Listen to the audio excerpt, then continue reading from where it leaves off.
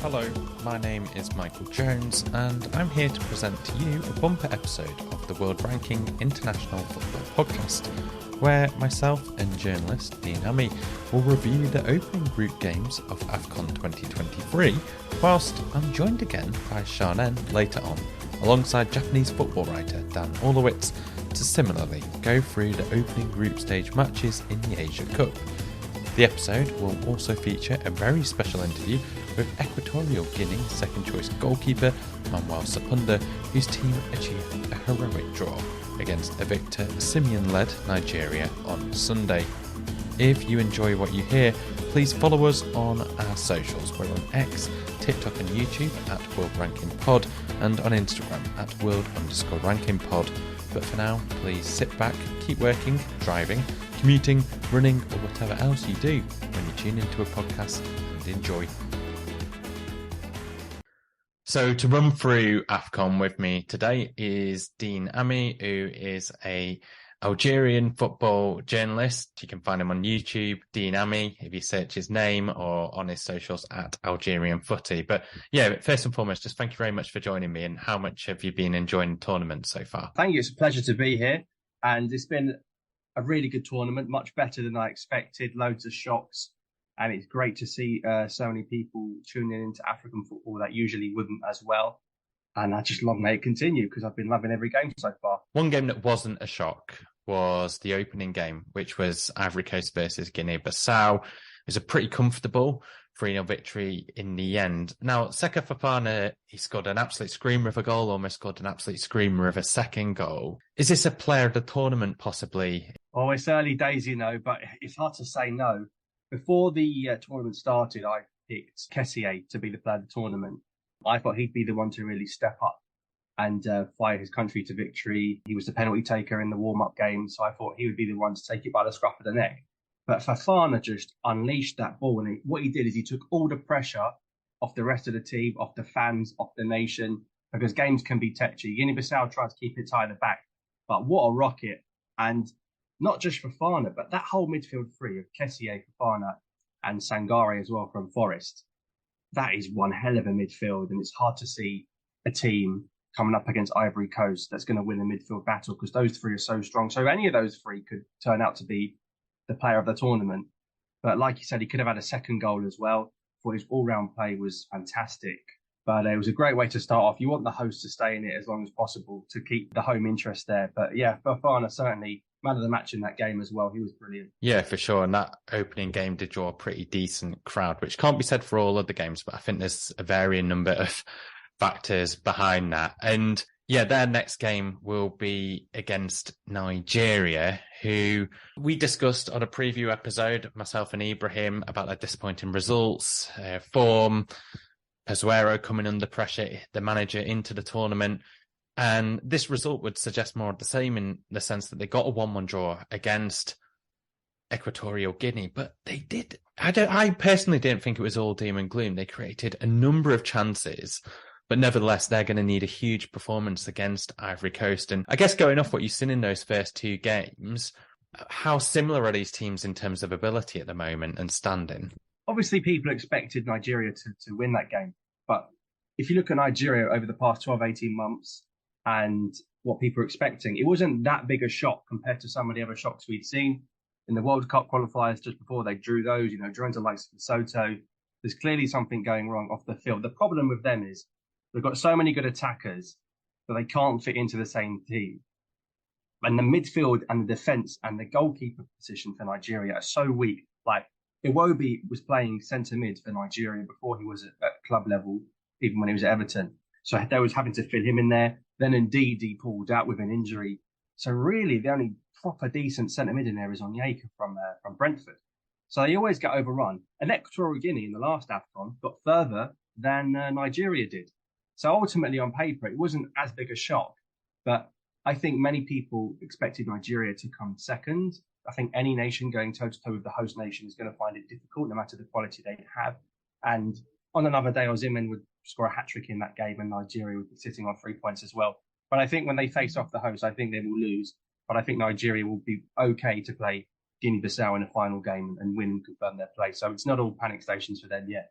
No, absolutely not. And yeah, Guinea-Bissau will be playing Equatorial Guinea. And you mentioned Simeon didn't get that hat-trick. Now, a massive reason for that was the performance of Deportivo Alaves, goalkeeper Jesus Owono. Now, we're just going to take a very quick break because we've got Equatorial Guinea's second choice goalkeeper, Manuel Sapunga, who talks to me about Owono's performance, how the goalkeeping department works as a collective unit, and their hopes and aspirations for a team that have gone undefeated since 2022.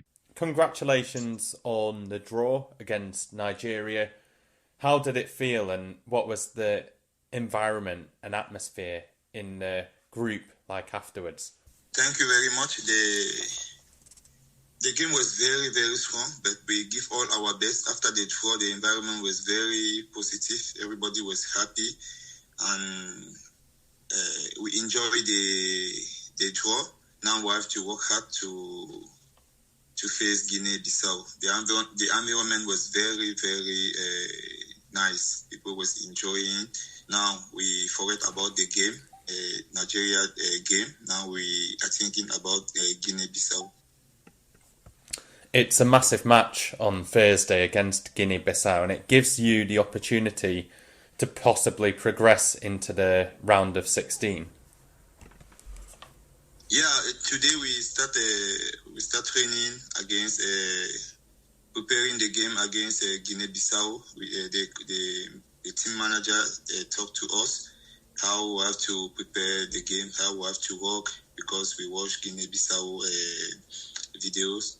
Now we are preparing for that game. We have to give all our best to win that game, because winning that game is less pressure when we are going to play Ivory Coast.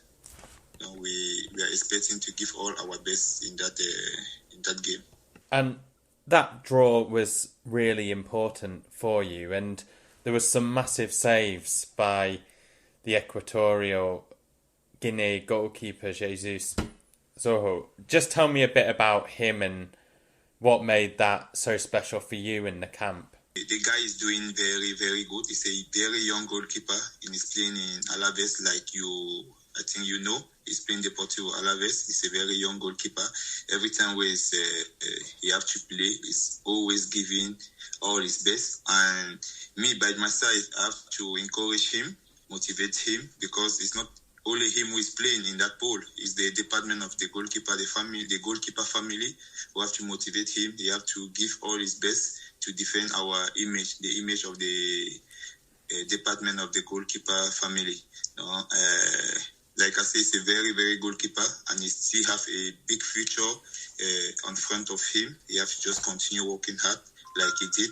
It's not the first time he's playing like that. I think he's almost playing like that, giving the best of himself. It's amazing. And as part of the goalkeeping department, you must have been celebrating every single big save that was made in the match. Yeah, of course, we celebrating because, like I told you, it's not only him who is playing. It's us. We transmit our energy, our positive energy to him to be more strong and make those saves he make. You can see that some save is like, wow, it's incredible the save he's doing, and he keep us in the game. He keep us like 4 or 5 times in the game, and I think that part of the draw is, we can say, is Owono we did it. If he was not in that poll, I don't know. I can't imagine what is supposed to happen. But I'm very proud, happy for the performance Owono did yesterday. And we have to just continue working hard. All the team of Equatorial Guinea have to continue working hard and go as far possible. Absolutely. And for yourself, Manuel, you come here as second choice goalkeeper. There is the possibility you might play at some moment, but just being at the tournament is a huge achievement. How does it feel for you? For me, it's a very big achievement. Be the second choice of the Equatorial Guinea squad.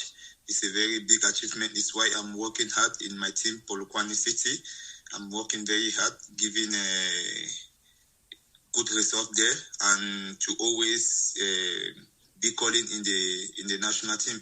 And I came to the Afcon with many expectations. I'm ready anytime when they they called for me to defend the Equatorial Guinea pole. I'm ready to give all my best. It's why I'm here.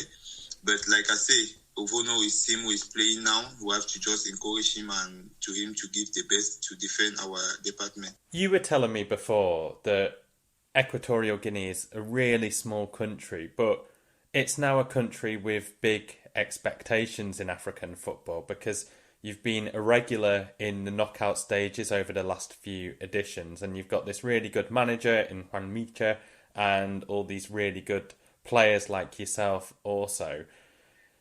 It must be amazing to just think about how far this country has come in terms of football. No, Equatorial Guinea, I can say now it's not like the last 10 years. Equatorial Guinea is another team. We are every time we are giving our best. We are coming up. We are growing. We need to go. We need to be in among those big teams in Africa they are talking about. But it's step by step. I know by the end we will be a very big team in Africa, and the expectation is very high because the last Afcon we finished in the quarterfinal, and now the country is expecting us to come with the trophy, and it's normal because they see how we progress, how we are working hard, we are winning games, difficult games sometimes. It's normal that they should expect us to come with the trophy, and us we are giving all our best to the expectation to be there, so we can.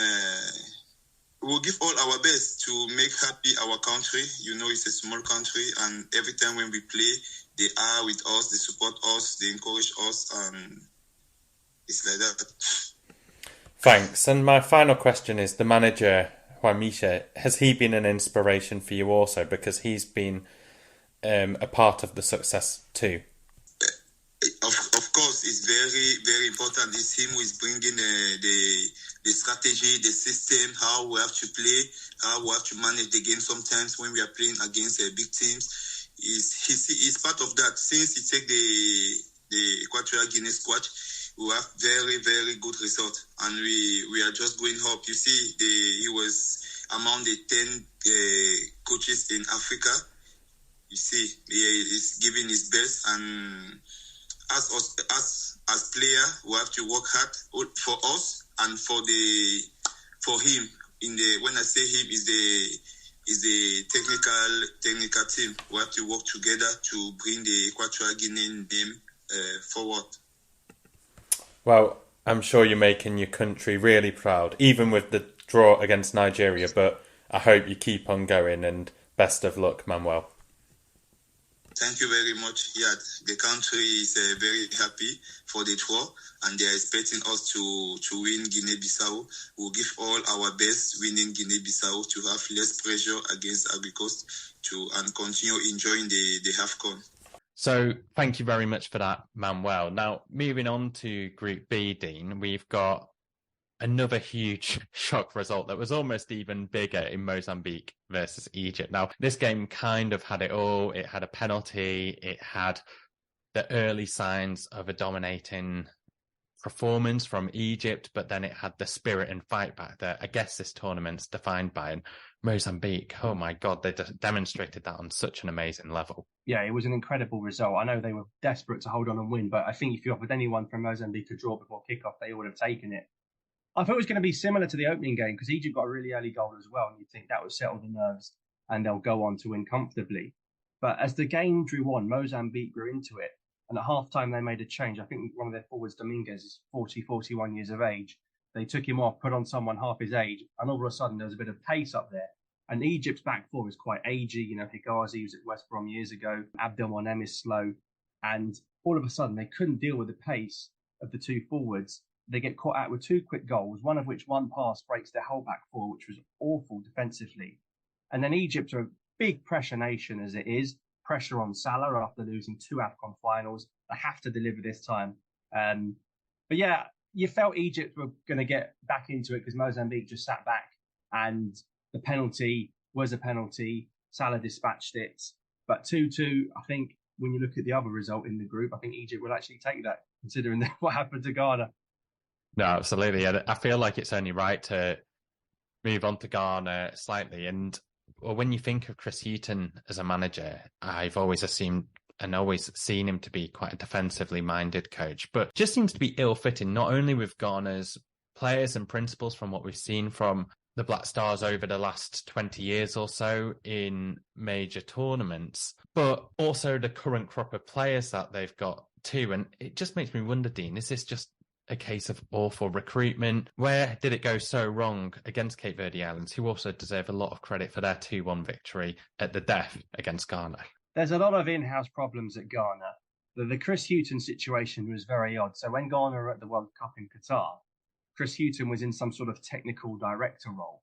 And then after Ghana went out, they decided to bring him back downstairs and put him in the dugout, which a bit like what Man United tried to do with Ralph Rangnick, and it didn't go down too well. So I was a bit confused. And then there's a lot of in-house politics. You've got elder statesmen like André Onana and Jordan Bos, who seem to stick around forever, and they almost seem to run the team themselves. And I mean, ask a Crystal Palace fan if Jordan Bos would ever start ahead of Inaki Williams. I mean, some of the team selection choices are absolutely bonkers in that team. I'm sympathetic in that they lost Kudus, who was probably a big, exciting player for Ghana from West Ham. They lost him due to injury right before the tournament started. But there's all sorts of problems with Ghana. Like you don't know what their best team is. You genuinely don't know what their best team is. They've recruited all these players. I know Lamptey's out, but you've got people like Inaki Williams coming in. Dennis Adoy made his debut in defence when he was about 32, 33. So there's some really interesting decisions behind the scenes there. But as a collective, they do not work. And then you've got players at Cape Verde that have played with each other for the past 10, 12 years. That's why you see a lot of them are over 30, like Rodriguez. Remember the likes of Ryan Mendes and people like that. And the cohesion between them is what got them over that line. Because even when they conceded to 1-1, they didn't give up. And you've seen the celebrations at the end where they run up the stairs with the fans. It's a great moment, but it sets it up for a beautiful second game between Egypt and Ghana. Yeah, like you said, those scenes for Cape Verde Islands were just absolutely fantastic. And a big shout out to Gary Rodriguez, who seems to love turning up at these Afcon tournaments and Afcon editions. Now, going on to Group C, another team that love to turn up to Afcon is Senegal, who comfortably dispatched the Gambia. Now, I guess before we dissect the game too much, I think the Gambia should be given a pretty fair amount of credit for even turning up to the tournament after the enormous scare that their squad had on the flights on the way to the Ivory Coast. But nevertheless, you can't look past the scoreline and past the performance. And it was a hugely impressive performance by Senegal. One young midfielder stood out in particular, but as a collective unit, they also look the team to beat, I think, so far, the current holders. They're unbelievable. Reached both of the last finals, won one and lost one. And they seem to find that hunger to keep on going, keep on finding new talent. Lamine Camara with 2 goals, but he was sensational a couple of years ago at the Chan, the local Afcon for Senegal. This is not a surprise. This guy's going to be a superstar. He is probably going to be the young player of the tournament, if we're being honest, because of how good he is and how fast Senegal will go. But Gambia have had the hardest journey to get here out of anyone. They had to play preliminary qualifiers before the main qualifying process because of their FIFA ranking. And they finally get here. They get drawn in the group of death. And then they have an absolute really nightmare scenario in their journey here. And then they're brought down to 10 men as well before the half-time whistle's gone. So a lot of external factors affecting them. But I don't think we can judge Gambia off of playing Senegal. I think most teams that play Senegal will do to Senegal. Will judge Gambia in their other 2 group games. But Senegal benching Nicolas Jackson was an eyebrow raiser before kickoff, but seemingly seemed to be the right call. And I think Senegal is still the team to beat, the most convincing team out of everyone we've seen so far, more than the host for me. They are going to be the team to beat, and they could cause Cameroon problems, big problems in the second game. Beg the question whether there is firm first team plan at all for Nicolas Jackson, because if it was, you would think that Aliou Cissé would surely consider using him in this game that was somewhat of a free hit for Senegal when you consider, I know that Gambia reached the knockouts last time and this tournament's been full of plenty of shocks, but of all the games in what is a very difficult group, that was probably the easiest on paper, at least going by the world rankings. I read a story that it's a bit of a personal issue for Jackson because he, I think, was actually born in Gambia to Gambian parents, moved to Senegal when he was quite young and then was brought up in Senegal and ended up playing for them. So I'm not sure if he didn't want to play against his birth country, the country of his family, or there was some reasons like that. But to see the Strasbourg forward start over the Chelsea forward, I think it's a bit of a criticism to Chelsea more than Senegal, isn't it? Especially to Todd Bowley. But yeah, that second game, like you mentioned, I think the Gambia will take hope, because I'd say Guinea certainly will be more happy with the point after the 90 minutes, but certainly not after the first half, or at least until stoppage time in the first half, where they were leading 1-0. Mohamed Bayod scored in the 10th minute. And then there was a red card for Francois Camano in quite controversial circumstances, I think it's fair to say, going into that half-time break. And Cameroon were able to get a quick response in the second half, but couldn't capitalise on the man advantage. Yeah, and obviously the good news for Gambia would be that Camano was suspended for that second game as well, and that's the big player for Guinea, that's their captain. But I think in the circumstances for Guinea, not only did they lose Camano in the game, Girassi, the top scorer in Germany, was ruled out late on again with an injury, so they might have him back for the second game. And as for Cameroon, I mean, what on earth is going on there with Onana? This isn't the first time we see him go to the World Cup and then get sent home halfway through the tournament. This time, he's got a private jet literally less than a day before the United game to sit on the bench. He's reportedly had a word with the manager at half-time saying, why did he bring me here on a private jet to bench me? And there's so many internal issues there as well. You've got Choupo-Moting didn't want to be involved in the squad. And of course, they've got Brian Mbeumo out injured as well. And Boubacar didn't play either. So really worrying signs for Cameroon, because they have to play Senegal in the second game. I expect them to make a few changes. I think Semedo, the Stoke fullback, will come in for that game as well. I reckon Onana will come in goal for that one as well. But if they lose to Senegal, Cameroon having to go into the last game against Gambia, who are going to need something as well. Onana might end up missing a game for United if they go out in the group stage. But so many good games to look forward to. I mean, just before we move on, Cameroon have always had this ability where, you know, it's not the first and it won't be the last, I'm pretty sure, in terms of tournaments where they've been dogged by off-field issues. You mentioned, you know, even for Onana, this isn't the first case that's happened with him, but you can think back to Matip at previous tournaments and other players who have been affected by it. Is this maybe to a further extent that do they still have the personnel in their squad available to them to get themselves through this group and far into the tournament like they've done previously? Or have they maybe just been stripped of their assets of what could be a very big team in this tournament? It just comes down to attitude sometimes. I mean, the goalkeeper that came in for Onana, for example, Wandoa, is the goalkeeper that was in goal when they won the tournament in 2017. So it's not like there's a big drop-off in quality. But for some reason, the stature, there's a lot of like, oh, I play for Manchester United, you play in the second tier in France, so I should automatically play over you. And that can really affect squad harmony, particularly when you've got players on huge salaries coming playing with players on low salaries. And for some reason with Cameroon, even through the years, even when the manager Song was playing for them, similar issues were happening. It just always seems to happen with Cameroon. But because they have such good players and good quality, it almost papers over the cracks because it gets them over the line in the end. I mean, even the World Cup, you've got Onana being sent home and then they beat Brazil afterwards. And you're thinking if they just played the first couple of games properly, they would have probably got at that group with Brazil in it. So unfortunately, it's just one of those things that always happens. The attitude in some of these teams, it always seems to happen in Afcon, is a big problem. But you haven't got the right attitude, you're not going to get very far in tournaments like this. Yeah, well, a team that really did have to show some attitude to come back was Angola in Group D. Now, I know I can imagine this was not a game that you were particularly enthralled by. I mean, I watched the first half and I was quite impressed. I thought this looked a controlled performance. The only thing missing was maybe getting the second goal. But I mean, Baghdad Bounajar scored a sensational first goal and then had a disallowed goal for a second. Maybe one of the best disallowed goals I've ever seen. It was a stunning overhead kick, in case anybody listening missed it. But in the second half, I know this Algeria team have been kind of defined by maybe two Afcons even under Belmadi in terms of when they won in 2019 and when they crashed out in 2022.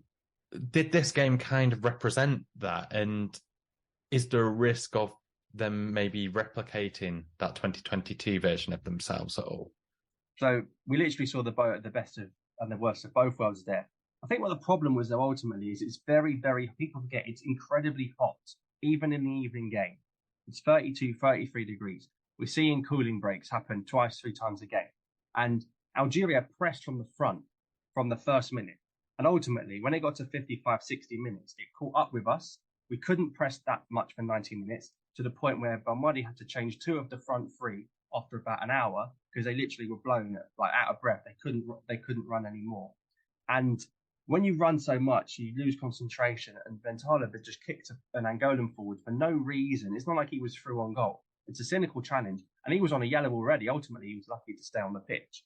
And that was the only shot I can remember Angola having, was the penalty. And even that, it hit the bar and went in. So talk about smash and grab. That's what they literally did.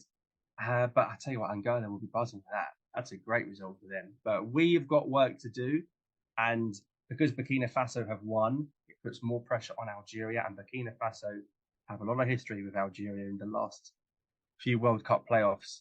We've faced off each other and they've been very close games. So it's going to be a huge game on Saturday. It's really interesting that you mentioned that pressing, because the front 3 that was starting then was the front 3. I think I saw it was yourself who tweeted, was the same front 3 that started in the final when they won in 2019. So you got Riyad Mahrez, who's now 32. You got Youssef Msakni, who is now 31. And you got Baghdad Bounedjah down the middle, who's 32. Is Belmadi going to have to rethink how he's going to get his team to play? Or is this a really ingrained philosophy where it's kind of the only way that they play in terms of that pressing from the front? Because an attack with a combined age of 95 surely isn't designed to press that heavily. Yeah, I mean, his hands are tied to an extent. Obviously, Mahrez always tracked back under Pep Guardiola at City. Up front, if you don't play Baghdad Bounedjah, you play Slimani, who's even older, he's 35. So Baghdad was the correct option. We lost Amine Gouiri from Rennes to injury just before the competition started, which was a big blow. And of course, Mohamed Amoura, who's one of the top scorers in Belgium, was suspended for the first game because the yellow cards accumulated in the qualifiers. So it would have been Amoura, Gouiri and Mahrez if all 3 were available. I'm fairly sure. I'm pretty certain Amoura is going to start the second game with his pace. And one of Baghdad or Belali will be dropped from that front 3 because Amoura can play on the left side or down the middle. I think he'll keep Bounedjah, like you said, after one great goal and then another goal disallowed. You can't really drop him. And then Amoura will start on the left side. And that will get the team forward quicker with his pace. Because you look at some of these African defences, they might not be technically as gifted as some of the North African players, but boy, are they quick. And we need pace to break these lines. And I think Amoura is going to be a real star of the tournament. And we've already dropped 2 points effectively by having him missing from the first game. Yeah, well, he's got pressure on his shoulders, I guess. But like you said, the form he's displayed at Union Saint-Gilloise in Belgium does give hope that he'll be able to be instrumental to Algeria's hopes of, turning it around against Burkina Faso. Just about scraped through thanks to a last minute, I think it was a 6th minute of injury time. Bertrand Traore scored versus Mauritania. I guess there's reason to be optimistic for both teams here, but Burkina Faso in particular, obviously not just that they got the win, but they've had a really dodgy year or so in terms of form, but they've got this Afcon pedigree. You mentioned they've got this history of Algeria, but they've also got this Afcon pedigree over the last 10 or so years that will surely give them a huge boost when it comes to taking on a team as heavily favoured as Algeria. Look, it's going to be massive. Burkina Faso, in the last 5 appearances at the tournament, they got to semi-finals 3 times. So they don't come to make up the numbers. They come and they mean business. And people go, well, I haven't really heard of their players. But when you look closer, you see Tapsoba at the back, at the top of the league in Germany. You see Kabore, the Luton fullback. Bertrand Traore used to be at Villa. They've got some good players there, and they're missing the Bournemouth winger Ouattara, who had an injury for the first game. So, listen, they've got quality there. There's no denying that. They're just not a household name, and perhaps people underestimate them. Algeria have played Burkina Faso a lot in recent history. The 2022 World Cup qualifiers, we played them twice. We drew both. 2014 qualifiers, we beat Burkina Faso on away goals to go to Brazil. They want to get one over us, and there's no better place to do it than on this stage. What's going to determine this game again? It's another 2 o'clock kickoff. Algeria are going to struggle massively in the heat. The North African teams do not like playing in the heat. Burkina Faso are going to relish this. They've played in the heat already and won. So I think Algeria physically are going to have it really against them in this game. And I could see it being a draw again for us, to be totally honest. Well, another North African team who have just struggled too are Tunisia in Group E. Now, this is the last game that we'll be covering for now, because at the time of recording, this game versus Namibia has only just finished, and it was a late goal from Namibia that saw them get a huge victory over Tunisia. Now, just why is this a victory huge, Dean? And I guess with Tunisia, is it a simple case of maybe the heat being a cause again, or is there more serious issues for a team that seemed to be making really good progress under Jalal Kadri? I've not been convinced by Tunisia for a long while. And the reason is, it's always been the same players for the past 8 to 10 years. There comes a point where you have to inject some fresh players into that squad. It's a bit like Algeria with Mahrez and Egypt with Salah. Tunisia and Msakni, every single game on that wing, it doesn't matter what he's doing at club level, he's going to start. And they need to inject some new players. Again, the problem's off the pitch. Why are they letting Hannibal sort his club future out to not play the Afcon? They need runners in there. Again, they're benching Laidouni, who was starting the season off in the Champions League with Union Berlin. So there's so much politics in football. Old aging defenders again, like Ali Matloul. I mean, look at the pace. The pace really exposes some of these defenders. And to be honest, Namibia should have been 2 up at half time. Peter Shalulile missed 2 sitters in the first half. He should have scored a couple. And this all credit to Namibia. There's almost 100 places between these two sides in the FIFA rankings. You wouldn't have thought that after watching that. I personally thought Tunisia would come third in this group, but I didn't think they were going to lose to Namibia. I thought they'd beat Namibia and come third.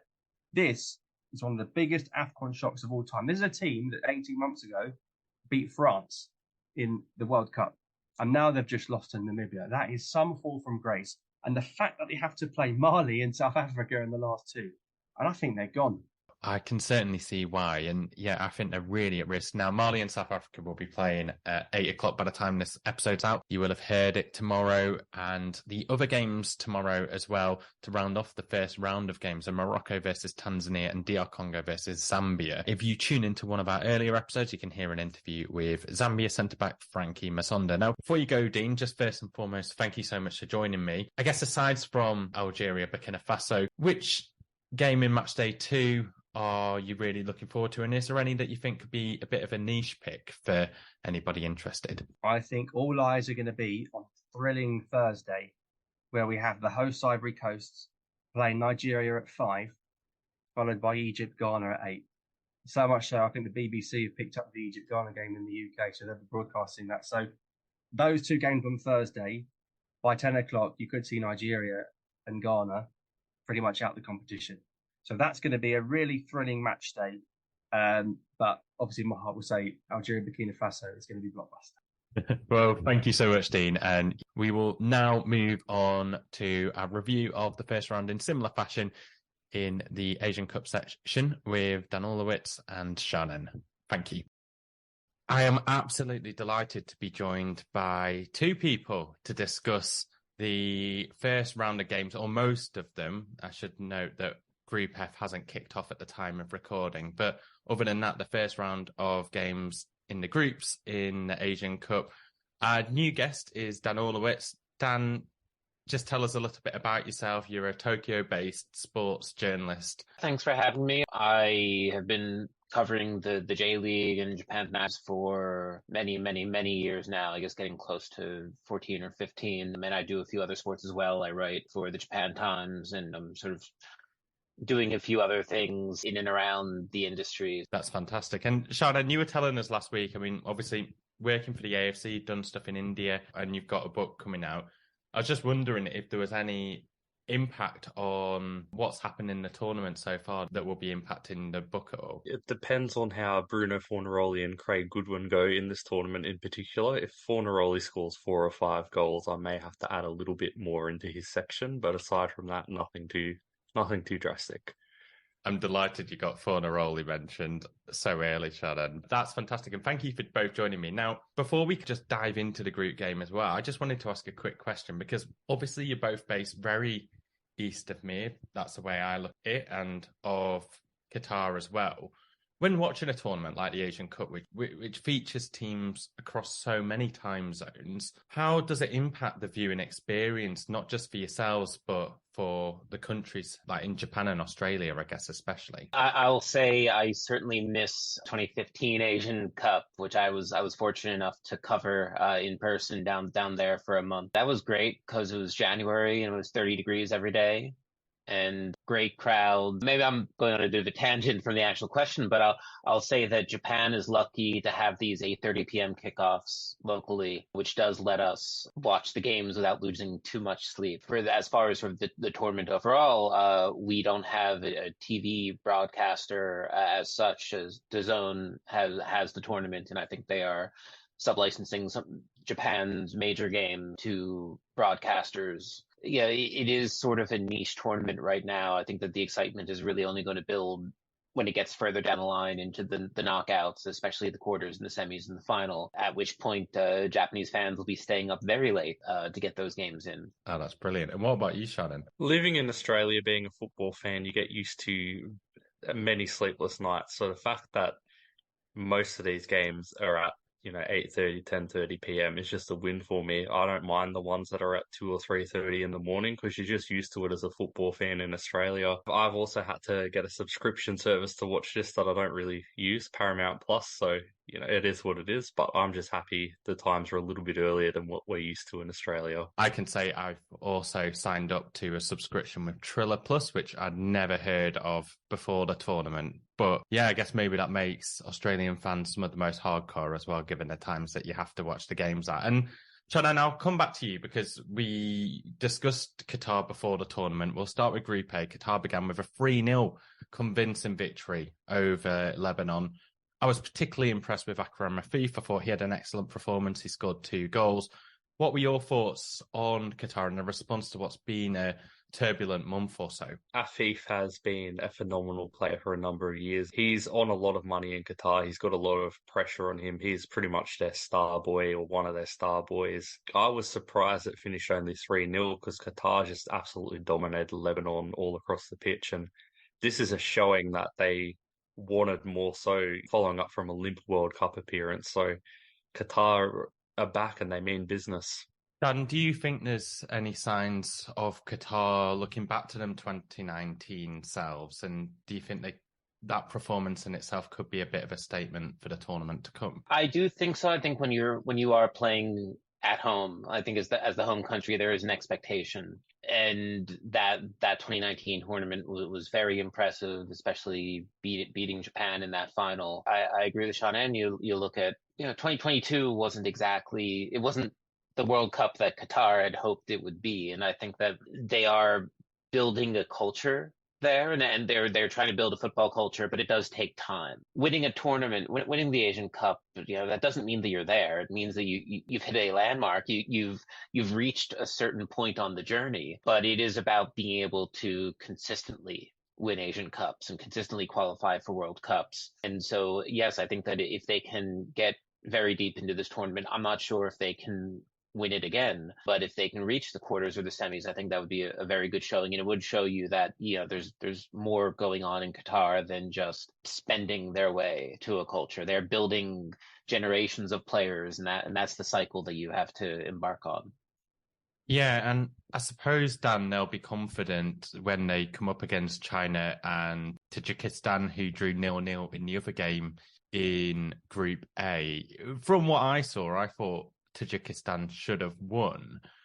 They were certainly the more ambitious team in the match. Do you think they'll be Qatar's toughest opponents out of the 3 teams in Group A? Could be. I'll admit that I think my personal impression of Tajikistan is biased because I only ever see them in action against Japan, and usually giving up an absurd number of goals is what usually happens in Asian World Cup qualifying.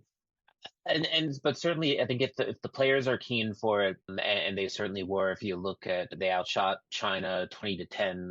I believe I've got the stats up. That shows intent. It shows dash. It shows that they're at least putting the effort in. And to be quite honest, I don't rate this China team at all. I think that the state of football in China overall is a mess for a number of reasons. That can be a different episode with some experts. But I think all of us who have followed Asian football know that things aren't going well there, and that their experiment is kind of failing. And so I don't take China seriously as a threat in this tournament. And we're just waiting to see them get through the group stage and get on a flight back to Beijing, to be honest.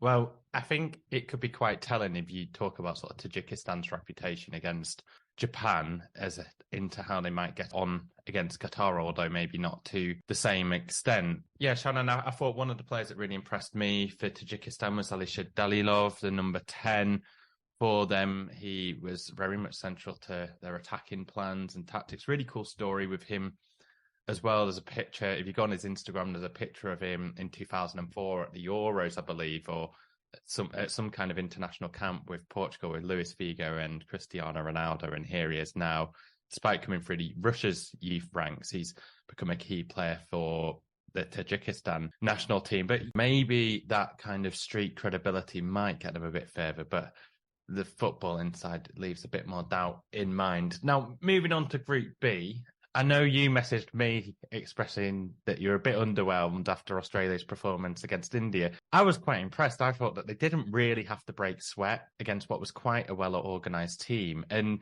there was a real statement cameo from Jordan Bos, if you're just able to tell us a little bit about him as well. Jordan Bos is a phenomenal player. He broke through Melbourne City a couple of years ago. Still very young. I think he's 21, 22. His attacking intelligence and the way he makes runs is second to none in Australian football. He's certainly the future of that left-back position. In fact, many of us back in Australia were a bit surprised that Aziz Behich, while he may have 60-odd caps experience, we were surprised that he got the start over Jordan Bos because he's just a generational talent. I was really impressed with him. And I guess just in a wider context, Dan, what did you make of Australia from maybe a bit more of a neutral perspective? I think it was a good start for them. The result is a good start. I think that any time that you're getting off to a win and you're not giving up any goals, the jury is still out on Graham Arnold. I think that we're going to be debating whether or not he's the best choice to lead the Socceroos. That's a debate that has gone on for a long time, multiple times, if memory serves. And I think they have enough within this squad to be in the title conversation. I'm not sure if pound for pound they can stand up to Japan or South Korea. With a tournament like this, you're not looking for gigantic statement wins in the first game.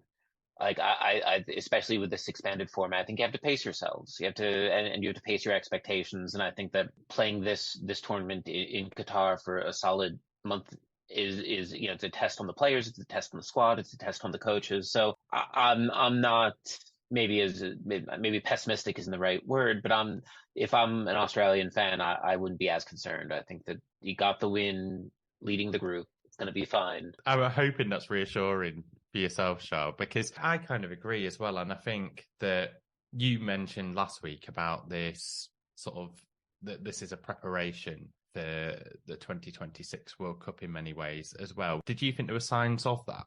Yes and no. It was a little concerning, as I mentioned, that Graham Arnold sort of stuck to a lot of the core older players rather than giving a player like Jordy Bos, for example, a start, which I thought this would be a good opportunity. And when he come on, he and Riley McGree particularly made the difference. I guess the reason I personally was so disappointed is because historically, Australia struggled against teams that sit back in a defensive block. We've controlled the ball well in the first two parts of the field, but when it comes to the final third, we just haven't been able to make that killer ball, that killer pass, and create any chances. And it looked like that period of time in Australian football was starting to come to an end.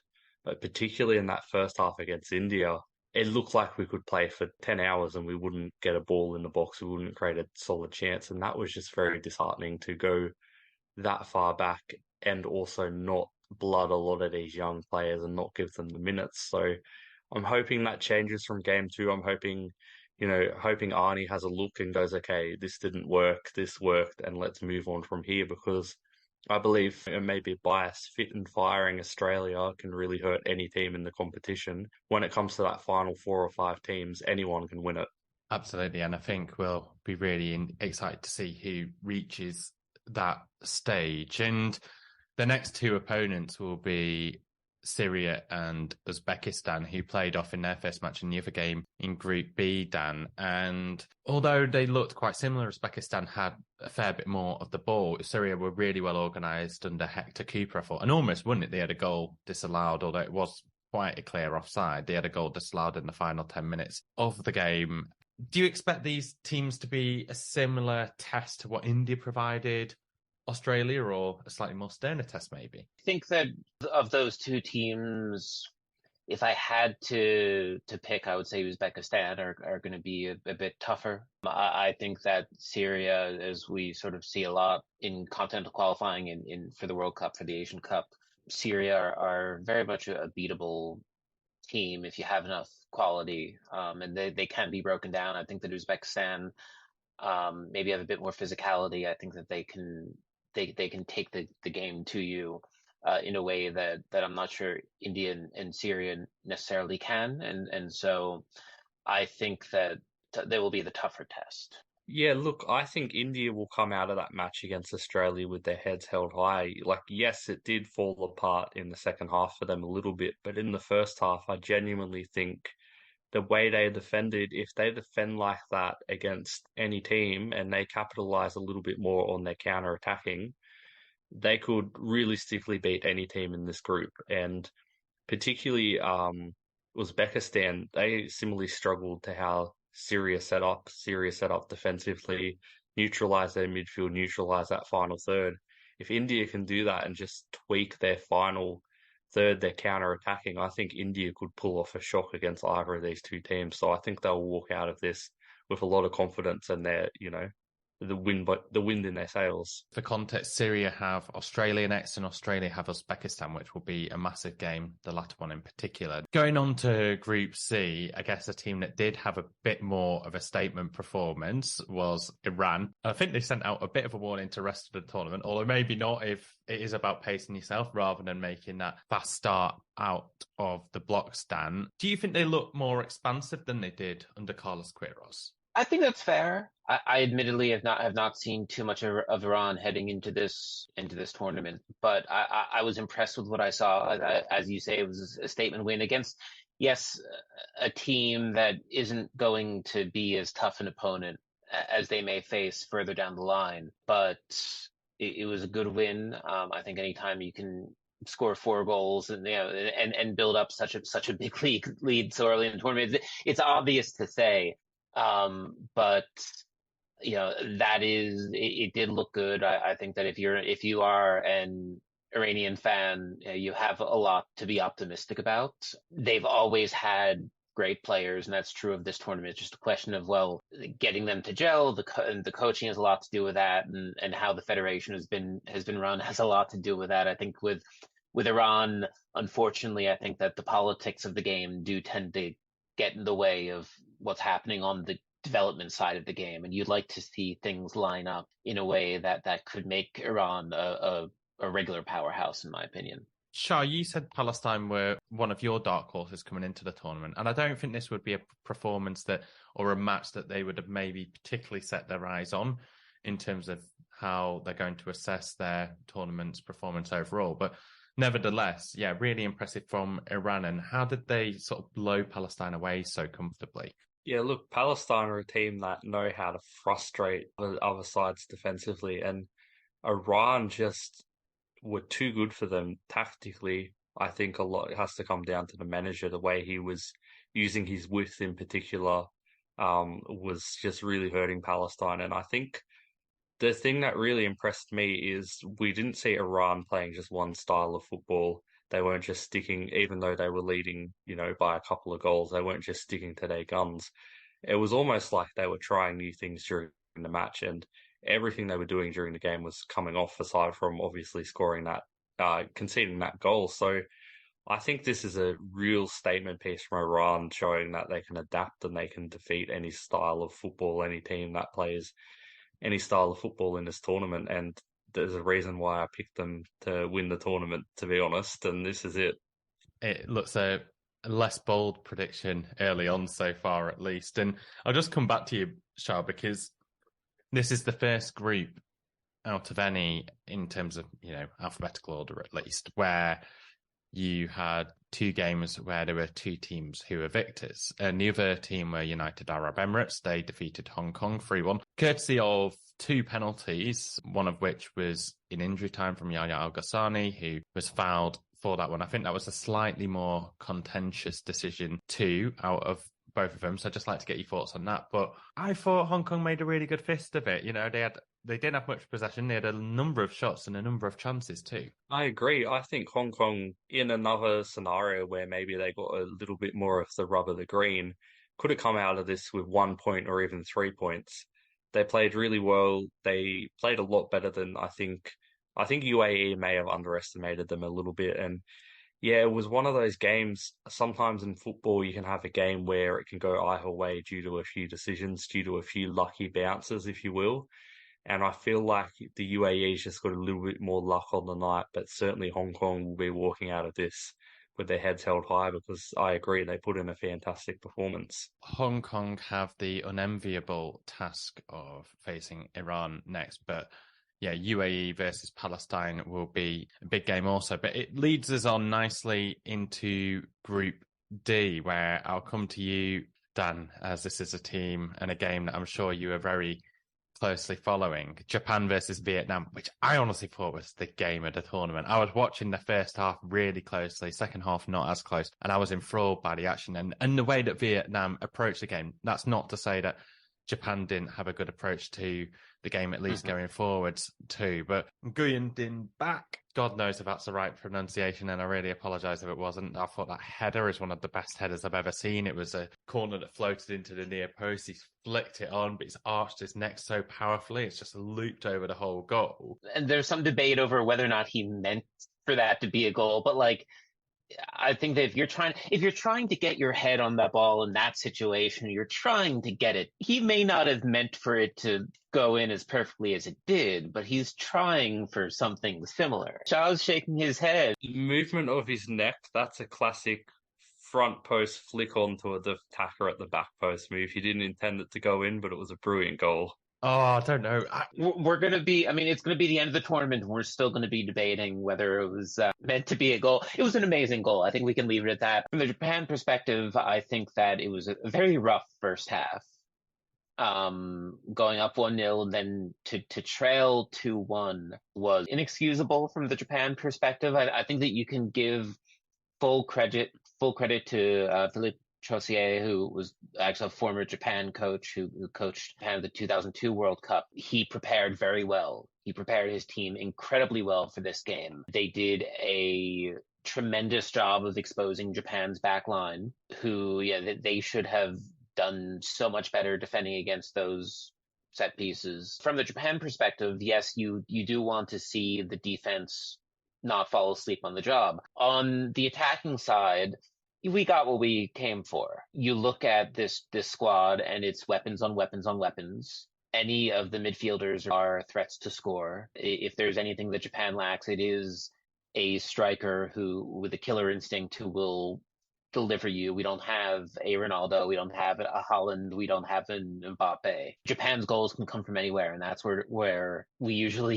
get it. That's how we advance in tournaments like these and in qualifying. And so overall, I think that Hajime Moriyasu, the head coach, he did well to get things under control at halftime. You can look at some of the squad choices that he made and think, well, maybe some of these players weren't ready. I'm not sure if is Zion Suzuki ready to be the starting goalkeeper. We're not really quite there yet, maybe. But Japan only brought very young goalkeepers, so that's sort of a choice we don't have. Was Mao Hosoya ready to start? Maybe not. Mitoma was out. Tomiyasu was out. They're both recovering from injuries. Kubo didn't start. Japan is still in first gear. So I think that this was a good win, but still a long tournament, long way to go. Keito Nakamura, who scored the third goal for Japan, a very young, precocious talent, and he really displayed that in this game too. I mean, that was a rocket. One of my Twitter followers said if he keeps doing that in France, he's not going to be playing in that league for much longer because he's absolutely going to be pulled over to the Premier League. And I agree. I think that is the baseline level of talent that this Japan squad has. I think so many amazing players who are playing for European clubs, not all of whom are Premier League level, but they have the talent to get there. I think that this will be a big, hopefully a big breakout competition for a lot of those players and get them the attention that maybe they haven't been getting until now. Nakamura playing under Will Still. First mention of him on the podcast at Stade de Reims. I think we're the last podcast to mention him ever. But just quickly shout on Vietnam. I couldn't believe that Philippe Troussier is 68 years old because he looks a lot younger, but no wonder given the energy and passion that this and ambition that this Vietnam team play with. Vietnam, what a performance from them. They actually, in my opinion, tactically outplayed Japan. And the scary thing is the fact that Vietnam tactically worked out Japan and outplayed them, but Japan still comfortably defeated them. That's scary for anyone else in the tournament because there was no period of time in that match where I didn't think Japan were going to win. And the players didn't even look like they were concerned, even when it was 2-1 down. They looked, in first gear, they looked casual and they just got the job done as soon as they went down. They're like, okay, this is what we've got to do.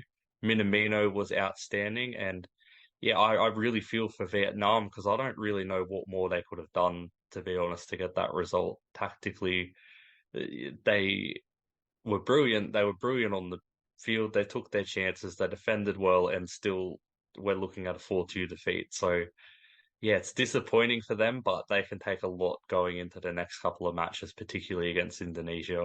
You certainly hope that they do because they were a joy to watch. And yeah, I guess what you said about Japan as well, you just hope that doesn't filter through into any form of complacency when the going maybe gets a bit tougher for them later on.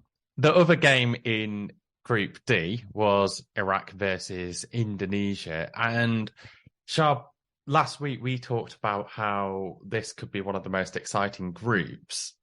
If Japan versus Vietnam wasn't the most exciting game, I think maybe UAE versus Hong Kong, but Iraq versus Indonesia was another game that had a fair shout to be considered the game of the tournament so far. I know Iraq won quite comfortably, but I think there was positives for both teams from this one. And for what it's worth, it was a really enjoyable performance with young players really starring too. Yeah, Indonesia certainly played, again, I mentioned a lot of teams were underestimated. I think Indonesia were a big one that were underestimated. Iraq have one of the best defenses in the tournament, and Indonesia broke through that defense numerous times. In my opinion, they have one of the best defenders in Asian history, which is Ali Adnan, and Indonesia at times made him look very silly. So there's a lot of good progress going forward for Indonesia. This is a very young side, and you can certainly see the building blocks for the future for their team, to be honest. And it was an absolutely brilliant game. It was, I think, 3-1 it ended. It was end-to-end at times. And yeah, just one of the standout games of the tournament. And my biggest take from the tournament so far, the opening round, is Asian football, the gap between the bigger teams and the smaller teams has been bridged quite significantly, which is just amazing to see. I just want to give a quick mention to Marcelino Ferdinand, who scored Indonesia's goal. He's the youngest ever goal scorer. He's playing in the second division in Belgium. And yeah, it looks like there's a lot of expectations across Indonesia on him. Obviously a huge country, and they've had their political problems off the pitch that has disrupted progress over a number of years. Do you think, if this is a tournament too soon for Indonesia, do you think they will be able to retain the talent they've been able to recruit for this tournament going forwards? And in that case, does that start to bridge the gap more from teams like them to some of the typical giants of Asian football? From a very Japan-centric perspective, we have a really good view of looking at the game in Southeast Asia and how it's developing. The Japan Football Association has a very close relationship with Thailand, Indonesia, Malaysia, Singapore, those FAs. The J League has invested a lot into developing those markets, and a lot of clubs have partnerships with Indonesian, Thai, Malaysian clubs. So there's a lot of exchanges back and forth. We've had a number of players come in. Pratama Arhan, the Indonesian defender who featured for them at left back, I think he spent the last 2 years at Tokyo Verdy, didn't really get to play, which was disappointing. I think 4 total appearances, less than 200 minutes in total. I mean, nothing to call home about, but he did get that experience of training in that environment for 2 years. And while Indonesian players have not been as successful in Japan as Thai players, they have certainly improved, and you see how it affects their mentality. Our philosophy has always been that sort of a rising tide lifts all boats, and so I think a strong Southeast Asia will help to make Asia stronger as a whole. And so in that sense, I think we do want to see your Indonesias, your Vietnams, your Thailands, your Malaysias do well at this tournament, because I think that does show that there is progress happening. And I think that the major Asian regions, I think that Southeast Asia has the highest ceiling in terms of how much room it has to grow. South Korea had a comfortable-ish victory against Bahrain in Group E. It was quite a quiet performance from Son Heung-min, but Lee Kang-in, the Paris Saint-Germain winger, really did stand out. And I think similar to maybe what we've said about Japan and Australia, they're able to win relatively comfortably without having to seriously breaking sweat. South Korea are in a weird position heading into this tournament. There's a lot of controversy over whether Jurgen Klinsmann is the right coach to lead this team. As an American, I know very well his track record with the U.S. men's team. So far he hasn't been the kind of coach that we're used to when it comes to the context within which South Korea have come to Qatar. They have the talent. Look at Son Heung-min. Not going to put too much into his performance in this first game. Like I've said many times in this recording, it's a long tournament and he'll have plenty of chances to shine. But he certainly has the support around him. I think that Lee did very well in this game, and it was a comfortable win. South Korea won the first 2 editions of the Asian Cup in 1956 and 1960, and they've never won one since, which I couldn't believe when I discovered that. So I agree. I think it would be a really, really defining career moment for Son Heung-min if he is to achieve that. The other 2 teams that South Korea will be playing in the group, and of course Bahrain will be playing, are Jordan and Malaysia. And I don't know if this was one of the surprise results of the tournament. I feel like for me and Shah, it would have been Dan, because Jordan had come into this tournament in mixed form, but they just blew away Malaysia. And by the sounds of it, you weren't very impressed with them either. I think that you can look at, again, referring to Southeast Asia as a whole, you can look at the countries that are making clear efforts to get back on the track and create these development paths and form squads that are capable of doing well at this sort of continental level tournament. So they're the countries like Indonesia, Thailand, Vietnam. They're succeeding, I think, to an extent in building a program. And I don't see that in Malaysia. It's just not happening yet. I think it can happen one day. This was a pretty toothless result. And I think that unless they turn things around really, really, really quickly, I think that they won't have too much time to sightsee in Qatar. I think it's going to be a pretty quick tournament for them. Yes, they'll certainly need something quite special to turn it around. Now, for Group F, at the time of recording, these 2 games haven't happened. Thailand play Kyrgyzstan. You can tune into our previous episode where we have an interview with the Kyrgyzstan manager, Stefan Tarkovic, and then that's followed by Saudi Arabia versus Oman before match day 2 kicks off on Wednesday, which will be just after this podcast has been released. But yeah, I wanted to thank both Shah and Dan so much for joining me on this episode to discuss Asian football, 2 people who are truly passionate about it as well. And yeah, absolutely fantastic to have you both. And until next time, look forward to joining you soon.